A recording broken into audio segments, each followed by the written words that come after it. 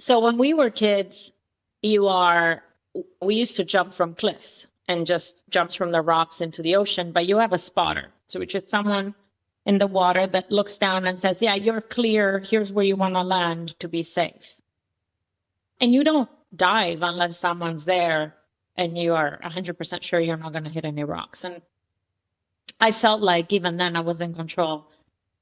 But when I spoke to my oncologist and she talked about survival rates, she said, wow, like you have a great survival rate. We're looking at 95%. And I thought, if that spotter in the water had told me you have 95% chance of not hitting rocks, I probably wouldn't dive in. Yeah, absolutely. But in this scenario, the doctor says, this is looking good. There's a really high chance that you will live.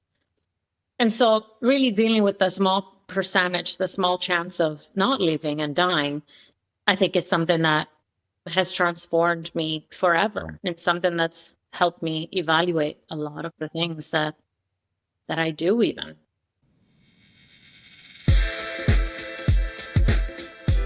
Welcome to 99 Humans. My name is Jeff LaCosta, curious coach and Wall Street Journal best-selling author, striving to understand how little things generate big impact. And I'm Nadia Carta, tech executive and lifestyle coach with a mission to transform lives and corporations by kindling hearts to generate a zeal for life.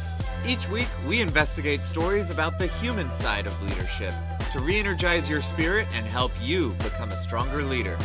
Because the reality is that leadership is messy, goofy, challenging, but always human. Thanks for spending time with us today. Let's dive in. All right. Welcome to another episode of 99 Humans. So excited to be joined by Alessia. Alessia, thank you for joining us today. Thank you so much, Jeff. I'm so excited to be here. It's been a few months now of planning, so finally it's today and today. Honored because you are right under the wire of our 99. So we only have 10 left, and we're so privileged that you're joining today. Unfortunately, Nadia's voice will not be joining today. She's in Vegas at a conference.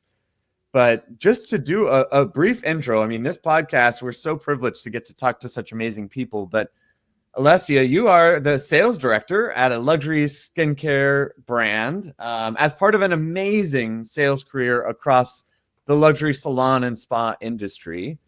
In addition, I know that you are a mentor, a volunteer, and probably your most important job, also a working mom, which I know we will talk about.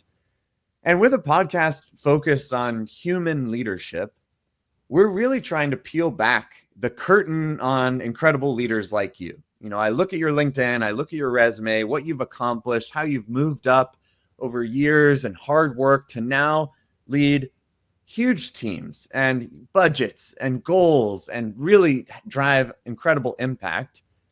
Sometimes it's easy to look at that and be intimidated and forget that, you know, you're a human being and it's people leading people. So kind of our thesis on the show is that it's a lot funnier and harder and sadder and goofier and more unexpected because of that human element than it might look on a nice bulleted resume, as we just sort of read off here briefly. So I'm curious, how does that thesis hold up in your experience? First of all, I want to commend you on doing your homework. I feel like you should rewrite my resume. Thank you. Yeah, I mean, I think you hit the nail in the head. We look at someone's profile, we make assumptions, we think it's very straightforward, they're mostly making decisions. But truthfully, it's not all like that. Like, it's actually sometimes the opposite, you know. We don't make decisions. The decisions get made, in our case, in the field, in the different territories, at the central office. And a lot of what I do now in my role after 20 years of being in sales and in leadership roles is solving problems or solving conflict. And so what you said about people really resonates with me because, you know, you can learn about the product, learn about the process, but ultimately, I think we need to learn about the people that we work with and understanding what is challenging for them, either about a situation, a problem, or the people that they work with.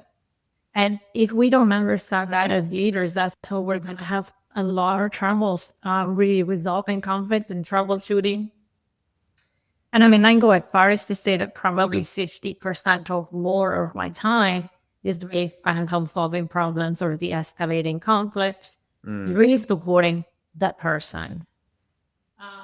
How different is that? I mean, I think a lot of folks would look at their jobs and say, my job is to solve problems.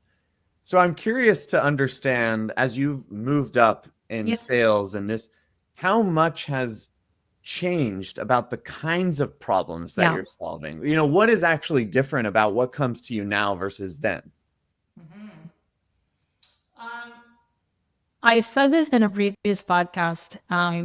When I first started in my career, Jeff, you've been in sales, so I think you'll probably get a kick out of this. But I was a great salesperson. I developed territories, and I really enjoyed that process. And because I did well at that time, my leader said, "Hey, you're so great. Can you train these other people to do it?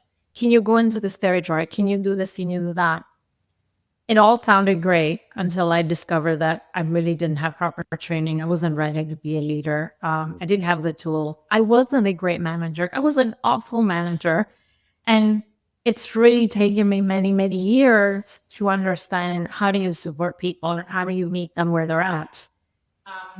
Do you remember what kicked you into that recollection? I'll share a quick story because I remember when I realized I was a terrible manager. I hired somebody who timed how long I talked in our one-on-one and then told me at the end, they're like, you talked for 80% of the hour that we had. And I was like, wow, thank you for the feedback. I need to process. I'm like, I thought I was good, but what am I bad at here? And so for me, it's a very visceral and it doesn't have to be, but I'm curious when you say it kind of flippantly, it is quite interesting to look at and go, you know, you were promoted because you were good at one job and then you found out, well, now I'm not good at the thing that I was promoted to. That's a pretty interesting moment. I mean, there are so many of those moments and it's humbling to recall some of them. And I don't believe either you or I are at a point where we feel like we have it figured out. I mean, we continue to learn, like you continue to improve. I mean, to be completely honest, it's embarrassing to say that, but when you walk out of a meeting and someone is crying, there's a problem. Like, jobs should not bring tears. Like, jobs should bring self-fulfillment, satisfaction. And if that person was crying because they were not able to do the job and maybe they picked the wrong field, they should have been helped to look for something different. Or, you know, I should have not come from a place of, I don't know, I do it this way. It takes me an hour to do it. So that should also take you an hour to do it. Oh, it's not difficult. I've done it. If I've done it, you can too. Terrible leadership style that I was using when I was in my 20s. Yeah. So I have to also be compassionate to my younger self and say, okay, I wasn't prepared. I wasn't ready. I love that compassion because I do think the stuff of leadership is the only way you get better at anything is failing and learning. And what's hard about leadership and it being human is that when you're bad at it, it impacts other humans. You know, like this is like, Totally. God, I totally And messed then up. I'm like, how can I cause that? How can I How cause else that? do you get better? Yeah. And when those things happen earlier on, I was walking away from meetings with a completely different perception.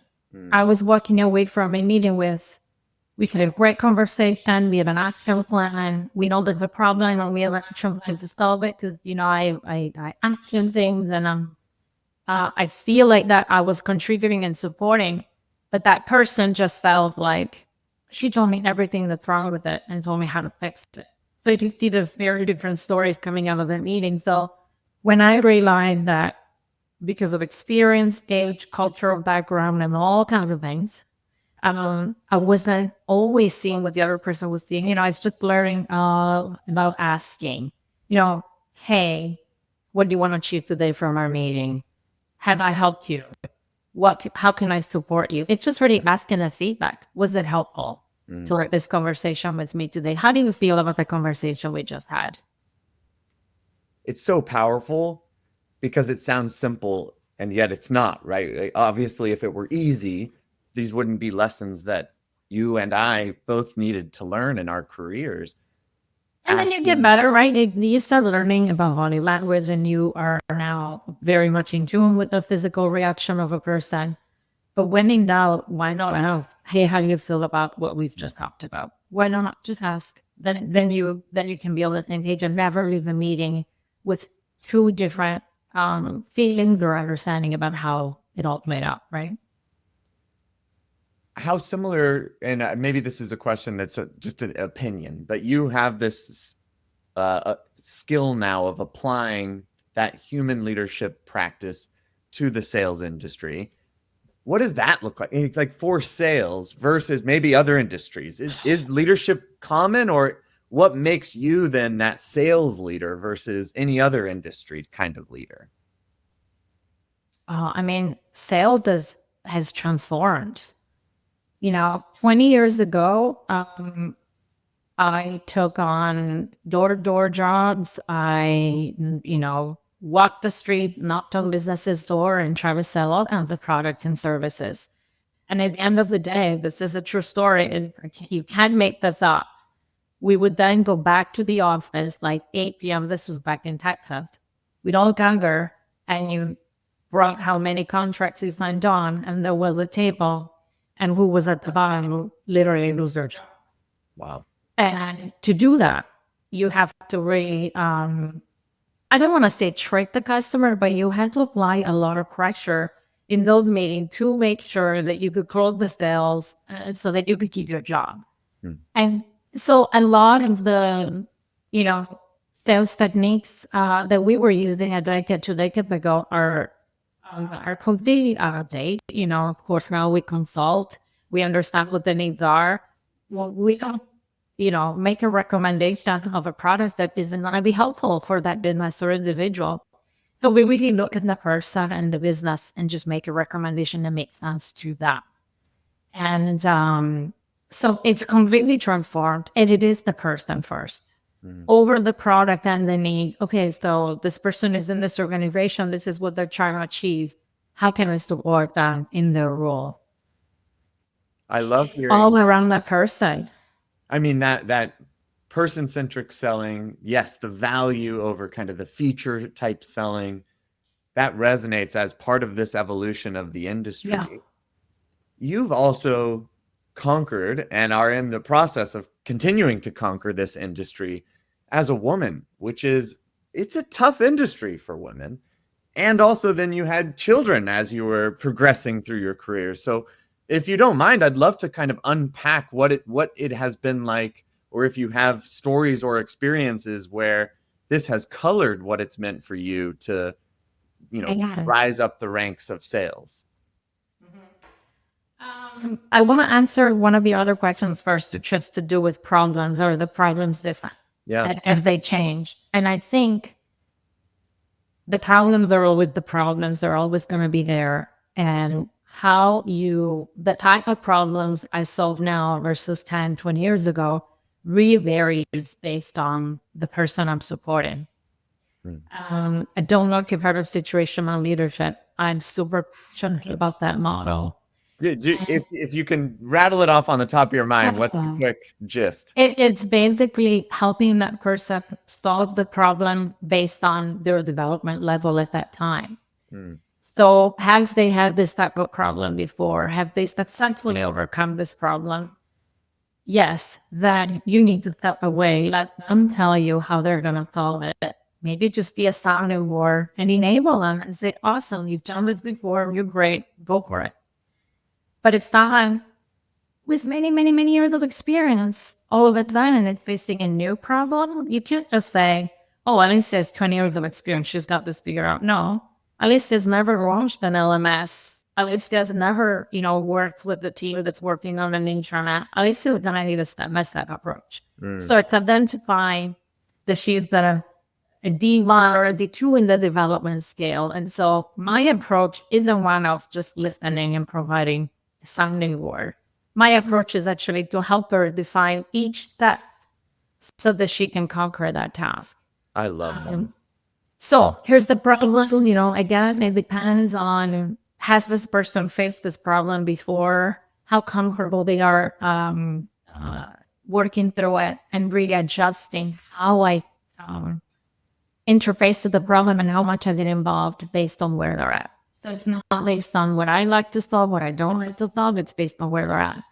And trust me, I love working with clients. There are times that I see a problem and all I want is to do what I used to do 20 years ago. Let me make a phone call. Yeah.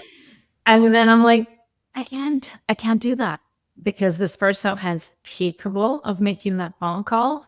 And in some cases, they might even be better than me and completely able to solve the problem on their own. You sound like a dream boss. I wish that all managers and bosses were customizing approaches, but thank you for going back to that question, because there is a finer point here that you're putting on how the awareness of what's going on in this situation, which is practice and failure and lessons learned, but then the flexibility to know what hat to wear. You're sort of like, oh, I'm going to wear this hat more as a teacher, or I'm going to be more of a coach, or I'm going to be more of a whatever the situation needs. That really is a skill that is learned through experience. Yeah, and it helps not to micromanage, where you're always giving step-by-step instruction, you're following every single next action closely, you're looking for accountability at every step. That's not necessary if someone is capable and able to take something on. And also undermanage, which is someone that you assume knows how to do this, feels lost, and may not even be comfortable coming back to you and saying, hey, actually, I'm lost. I don't know where to start. You should have identified that at the beginning. You should have said, have you had this before? Have you experienced this before? How confident do you feel in here? You have to agree that they need additional support or they don't need additional support. And you're just going to check in at the end of the project. Mm-hmm. Sometimes, we view ourselves at one end of the scale or the other, and it's not always accurate. So for me, the challenge when I learned about the model was manage more for beginners or people that are facing a new task for the first time. So I need to exercise that. Yeah. But most of, leaders do the opposite. They like to micromanage. They like to know every single step. And that kind of causes a lot of frustration for the person that has all the skills and experience to tackle the problem on their own. And I loved how you described the pull to do, what comes naturally, whatever that might be for. Yeah, for we you. all have that. Like, oh, I really want to do that, but I know I should do this instead. Yes. You asked me about being and working on. It's funny. I was thinking about our podcast, and I reflected on this article that I wrote on LinkedIn a couple of years ago. How old your kids are? Sorry to interrupt. Yeah, they're 6 and 8. Okay. So I'm in the woods. I don't know, but there will be other problems. There's no more diapers. You're yes. But I wrote an article and I reread it, and I felt rereading the article. I felt the fear, the panic, the stress. So I wrote that a couple of years ago, and it was my process of accepting, understanding where I was at and the challenges, and putting it out there. I look at it now, and of course, I think I had more of an awareness of what that was like, and more compassion for myself. That's not easy. It's so easy. Like, what do you mean? It's challenging for both parents, actually. And there is still this unwritten rule, if you might say, that is usually the mother that is expected to be home a bit longer, especially for the first few months. So it was definitely a challenging time. And I wrote an article on LinkedIn a couple of years ago, and I had a chance to reread it. And I could really hear and feel how challenged I was, and the fear that I had experienced, especially with my first pregnancy. I think the common fear that women face is being replaced, being forgotten, maybe even losing some of their skills or whatnot, missing some key milestones at work. I mean, all these fears that honestly should not exist, everything could be overcome. I was fortunate. I had a fairly good experience. I took, I think, almost a year, because in Canada we can, for my first daughter. And Yes. actually, when I came back, a role was opening up and I interviewed for it. And so I came back to work in an elevated role after my mat leave. So that proved to me that 10 months, 3 months, even 12 months isn't going to change all the work that you've put in for many years. And I think a lot of the times it's us women getting into our head and letting maybe fear take over. Not to mention that, okay, so there's this initial fear, but then also when you come back to work, there's a lot of learning that needs to happen. You know, I grew a lot, from establishing boundaries to new routines. It definitely is a balancing act because you want to excel as a mom, you want to excel at work, you don't want to let anyone down. And that's a lot of responsibility for one individual to have on their shoulders. What tips do you have for people juggling this right now in terms of what worked and what didn't work for you, and finding what is very much still the cadence, right? I don't, it changes. I'm not sure if it gets easier or just different. But either way, you've clearly grown in your ability to juggle the work and, the mom responsibilities. Mm-hmm. I mean, I think the first few months are for sure critical, and it's also critical going back to work. So I think just instead of trying to be invincible, it's making some adjustments and ask for what you need or what can support you in that transition is really important. So setting that pride, ego aside, speaking to your leader, speaking to your team and say, hey, after 5 p.m., I will no longer be responding, and here's why it's really important that I have this time, or I need to work modified hours for a couple of weeks, whatever that looks like.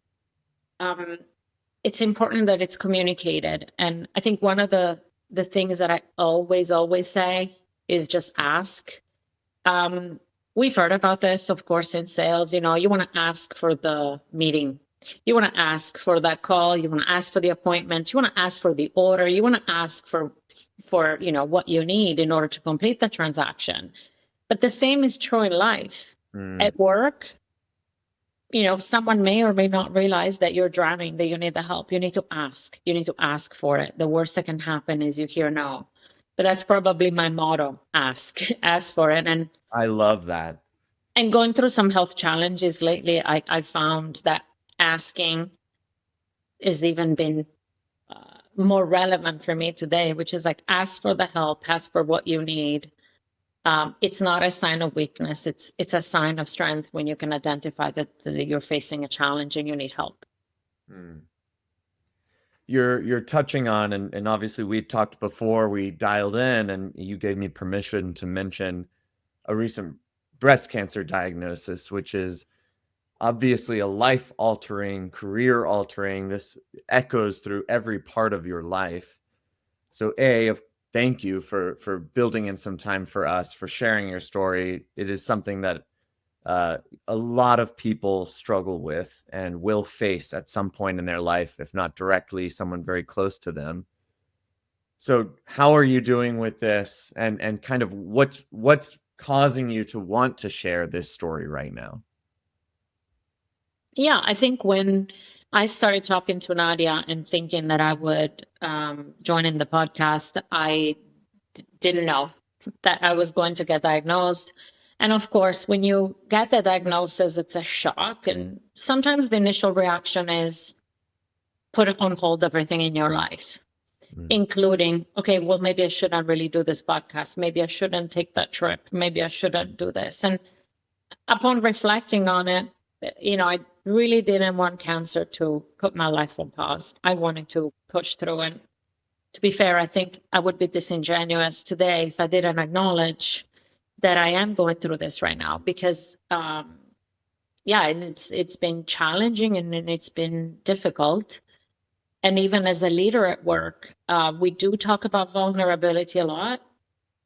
And I had a taste of that when I had kids. But I think this is a whole other level of you really need to be honest with yourself and understand what you can and can't do, what you can and cannot commit to, asking for help and letting everyone around you know what's happening. You know, when I first heard the news, I was conflicted. I thought, okay, I need to first have a perfect plan. And the perfect plan was gonna literally have handoff of all the projects of, you know, who was gonna take over what. And then I was gonna talk to the team. And then I thought, okay, I'm never gonna have the perfect plan. We need to build a plan together. I need to communicate. So it was difficult, but I was very straightforward with my leaders, with my team. I've let everyone know in meetings that I was diagnosed with breast cancer, and then the future was uncertain in terms of my time off.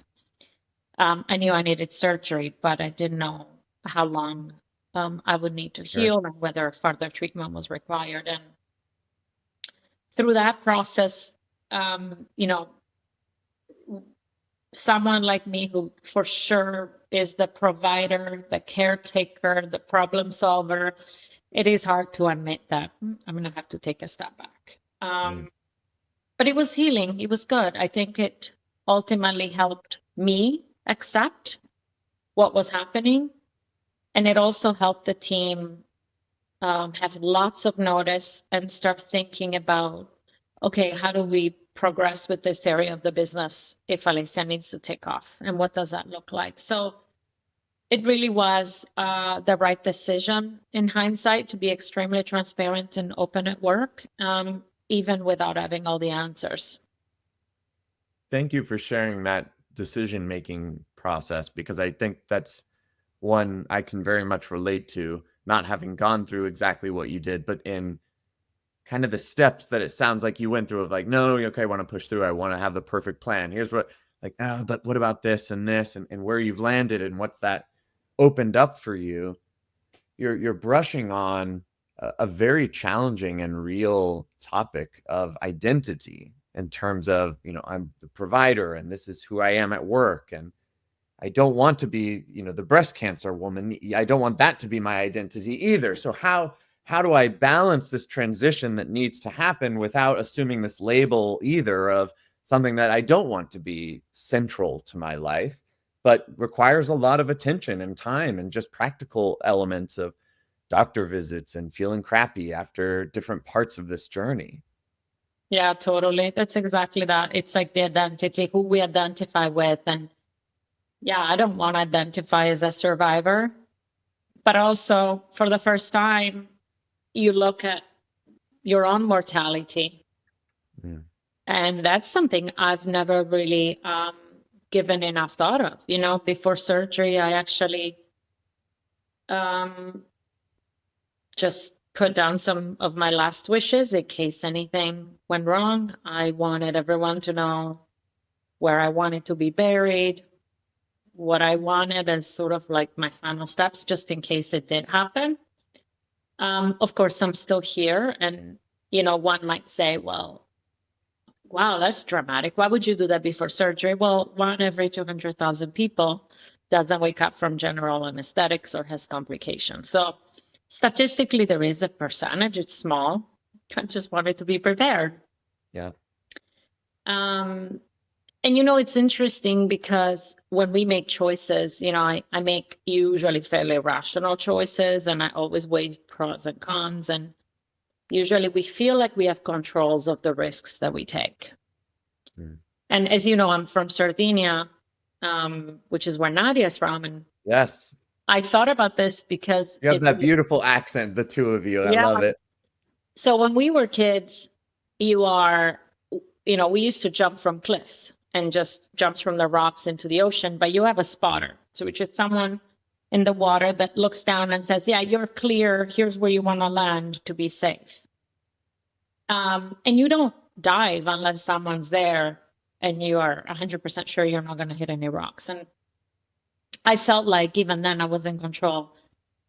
But when I spoke to my oncologist and she talked about survival rates, she said, wow, like you're going to have, you have a great survival rate. We're looking at 95%. And I thought, if that spotter in the water had told me you have 95% chance of not hitting rocks, I probably wouldn't dive in. Yeah, absolutely. But in this scenario, the doctor says, this is looking good. Like we can, there's a really high chance that you will live. And so really dealing with the small percentage, the small chance of not living and dying, I think is something that has transformed me forever. It's something that's helped me evaluate a lot of the things that I do even. You don't have to answer this at all, but you mentioned how the diagnosis and kind of the identity shift at work and how you handled that.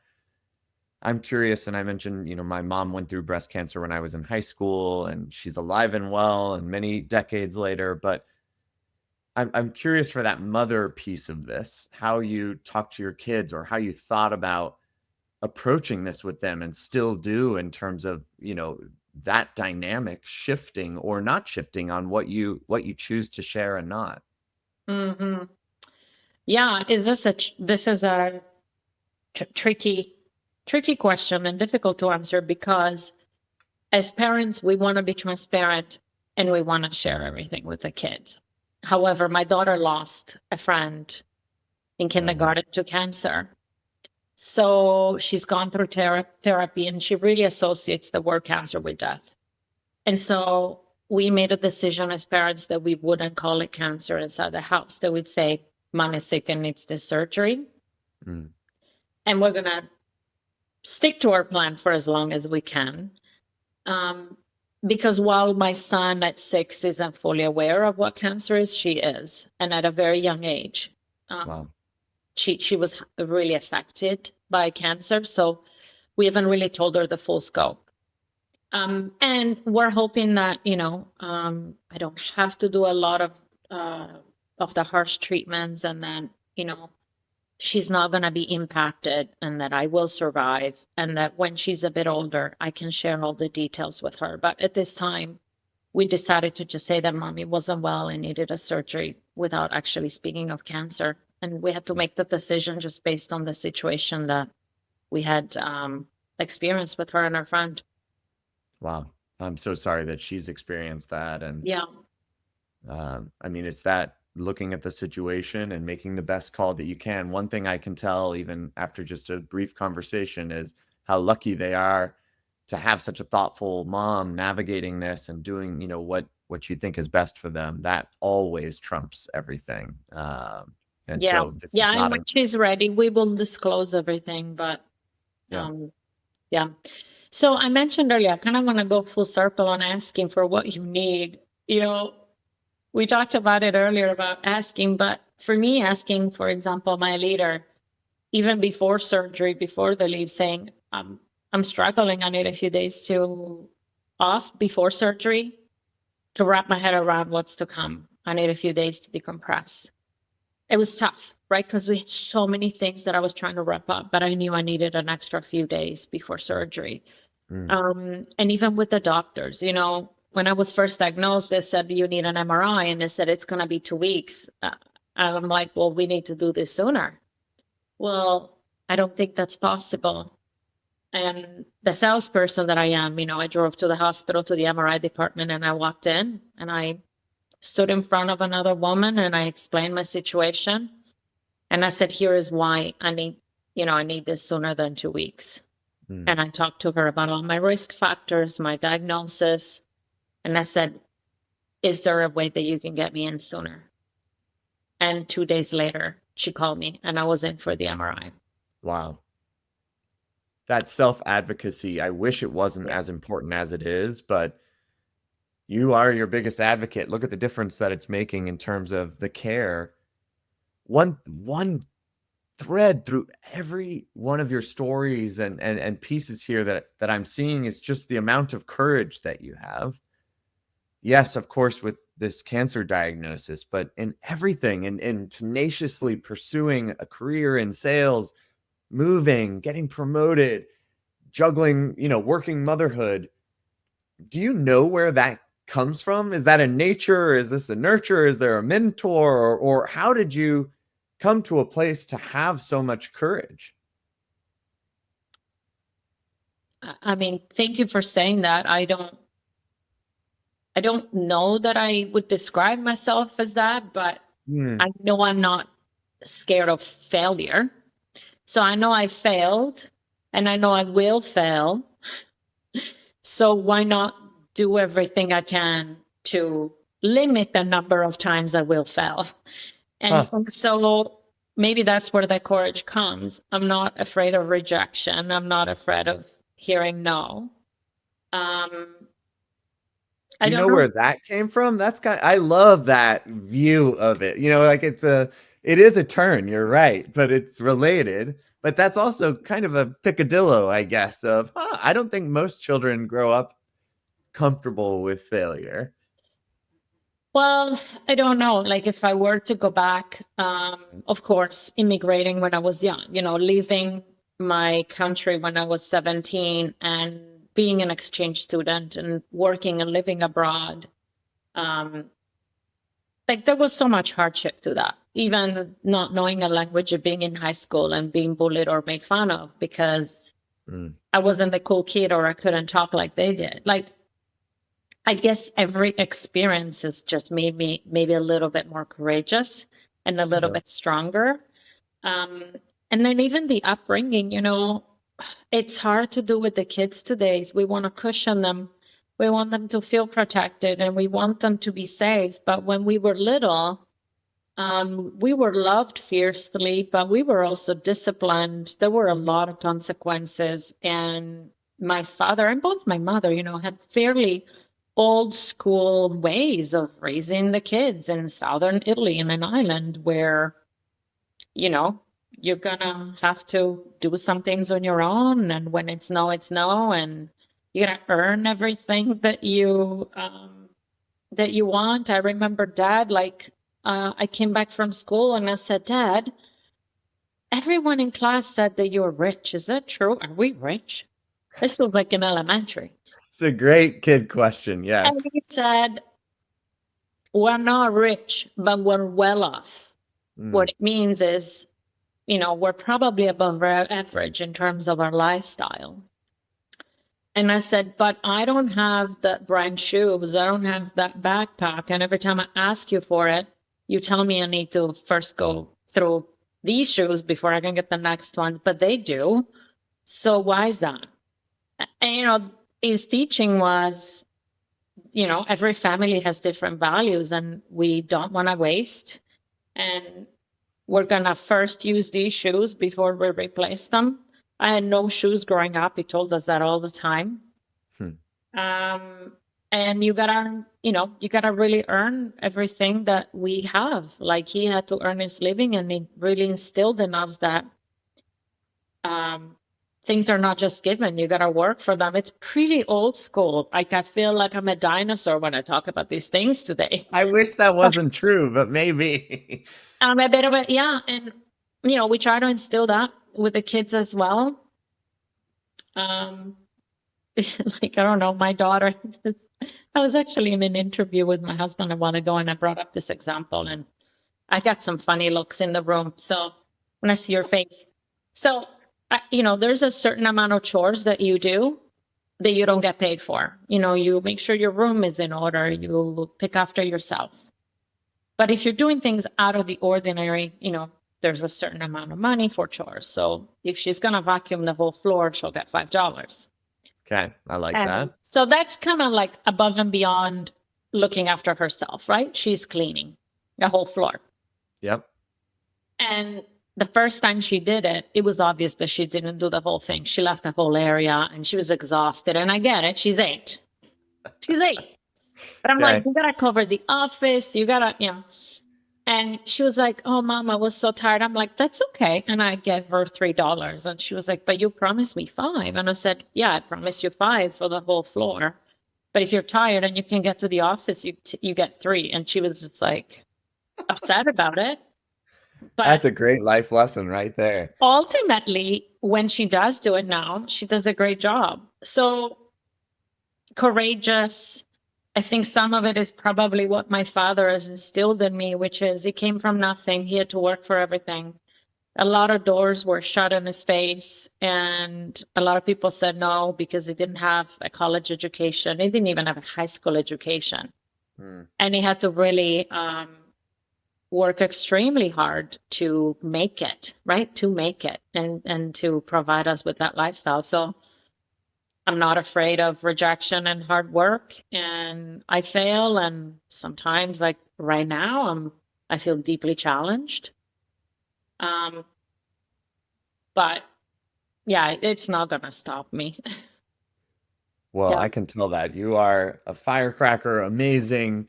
Your family, your team's just so lucky to have you, as are we on this show, to get a little bit of your time to hear some of the lessons that you've learned. I'd love to, we always ask our guests, but I'm curious because we've covered the gamut here. Yeah. When you reflect on this conversation and you think about kind of a parting piece of advice, what do you want to leave 99 humans with? Mm-hmm. It has to be the ask piece. Mm. Ask for what you need. I love that, because while you described learning that lesson in a sales role, which is classic sales training, applying it to all areas of your life is so powerful. It's something that does not come naturally to me. Absolutely. And, even I guess I would consider myself as a compassionate leader. Now, it doesn't mean I don't keep teams accountable, but I am compassionate, altruistic. I often have put someone before my own interest, right? Because that's my role. But when it comes to ourselves and the self-advocacy, self-compassion, are we as kind to ourselves as we are to our teams? This is a time where I have to lead myself through this. No one's going to get me out of this but me. So am I leading myself with compassion?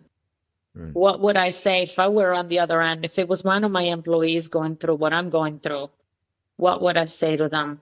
Do I use those same kind words to myself? Do I give myself the same love and compassion through this time? And my psychologist said, you need to work on that. You need to work on that. You need to accept and understand that this is going to be a long process. And it's basically leading myself in the same way that I would lead others. That's powerful. And I think it's true that people want to help. So to meet that with here's how you can help. Here's what I need in every aspect, just ensures that you're supported. Yeah, you have absolutely. So many people in your corner, tap into that. That's why they're in your corner. Oh, and at first I was like, we don't need this, we don't need that. And then I thought, I do need it. I do need to be completely off and unplugged completely from work. I do need to allow my friends to drop off meals. I do need for other friends or family to drive me places because it still hurts to drive. It's those things that you want to do yourself, but you need to accept that it's okay. It's okay. I'm not weak. I'm just acknowledging that I need the help. Absolutely. Well, I know you are so strong. That is very evident. Definitely cheering for you, thinking of you, wishing you all the best. If folks want to reach out and contact you, is there a place that you would like folks to do that? Anywhere specifically? I think LinkedIn is a great place to connect. Absolutely. Okay. We'll have it in the show notes then. Thank you, Jeff, so much. We missed Nadia. And I also really just enjoyed our time together, and I enjoyed having a chance to get to know you some more. Same here. Thank you so much for the time. Nadia sends her best, and I know y'all will connect after this. So enjoy that connection when it happens. But thank you again. Thank you, Jeff. Have a great day. Bye. Talk to you later. You too. Bye.